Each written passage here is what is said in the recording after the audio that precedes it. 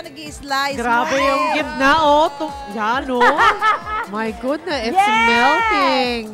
Enjoy it! Enjoy it, girls and boy. Yan si Kuya Lara. Okay, mga kapuso, isa nga pong lovely morning ang ibibigay namin sa'yo dahil yung favorite nating Yema Cake, mga kapuso, ay nilevel up na. Kung dati po ay pinag-aagawan po yung gilid o yung ibabaw ng ating Yema Cake dahil nga po dun sa frosting. At hindi lang yan, pati yung cheese, promise. Masarap kasi yan. Ngayon po, nako talaga namang wala ng kawala at malamang mawala na talaga ng todo ang cake. Wala nang matira dahil sa overflowing po nitong filling doon po sa loob ng cake, mga kapuso. Sumasabog po talaga ang filling kapag hinati po yung cake. Ito yung pasabog po nila ngayon. O, diba? Kaya naman alamin natin paano nga ba ito ginagawa. Makakasama po natin si Miss Remily Ko, ang may-ari ng cake shop na suking-suki na natin. Remily, good morning! Good morning po. Hindi to Pasko. Ano na ngayon? First summer tayo. Remily, Yema Cake nyo dati. Wala kayong nilalagay na, kumbaga sa kilid at sa ibabaw lang. Ngayon, ni-level up niya. Bakit yung naisipan na gawin yun? Kasi maraming nagre-request sa amin. Gusto nila maraming frosting. Exactly, diba? Oo, sinasawsaw pa daw nila yung cake namin. Doon sa frosting sa side. Correct. At ngayon, ipapakita na ni Remily paano ginawa. So, ito, imimix natin yung dry ingredients sa liquid ingredients. Okay. Iko-combine niya yan. Okay. Imimix niya. At imimix lang. Oo. Habang minimix niya yun, minimix din natin yung egg white. Dito sa mixer. Ibibig para siya. maging ganitong itsura. Para maging safe. Tapos, pagka merang na siya, ifo-fold din niya yung merang dun sa minix natin kanina na liquid tsaka dry ingredients. At pag naging ganito na, pag na-mix na yan, ganito na yung itsura niya. So, ito na siya. Yan ang magiging batter natin. Butter na siya. Okay, tapos ilalagay yung butter sa baking pan. Yan yung ilalagay na sa oven, sa right? oven. Gaano katagal iniluluto yan? Mga 12 minutes. Ay, gano'n lang kadali pala. Mabilis Okay. lang. So, pag naluto na siya, so, ito na siya. Meron na tayong naka-ready na cake. So, kasi 3-layer yan. Yung second layer, binubutasan namin sa gitna. Bakit binubutasan? Para doon natin ibubuhos yung filling. Yes. Para mas masarap. Hindi lumabas dito sa gilid, sa gitna.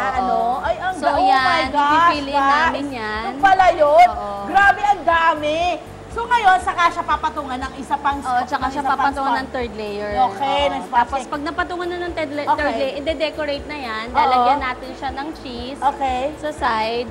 Yan. Tapos after niya ma-decorate, ito na yung finished product magiging finished niya. product set. Okay, balik tayo dun sa pinanggalingan natin kanina, Remily.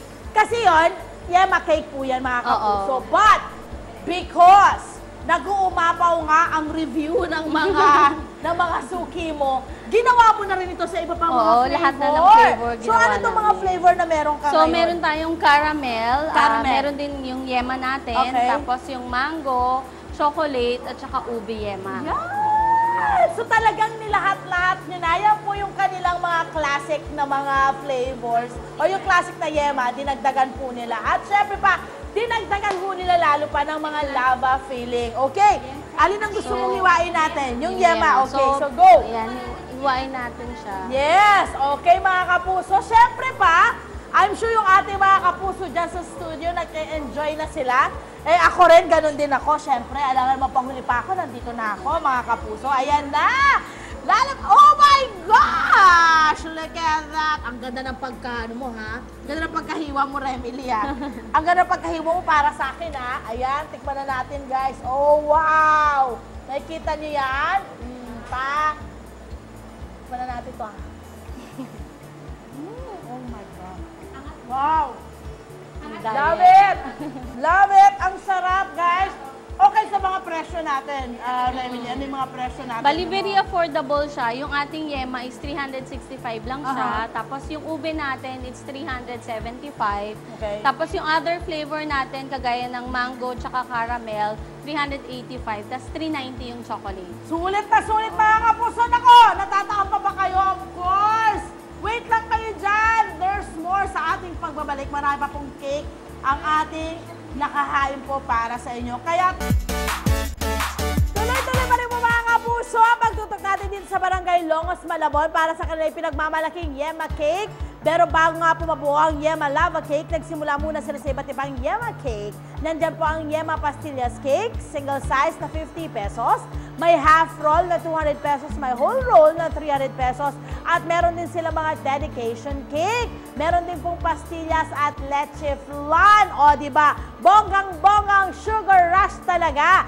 Yemazing! Actually, Yemazing talaga ang kanilang mga Yema Cakes. Maraming salamat. At syempre ngayon ipapakita ko sa inyo ang isa pa nilang ipinagmamalaki. Ito naman ang kanilang Mango Lava Cake. Lovely! O, diba? Baka malaglag. Bango, sarap.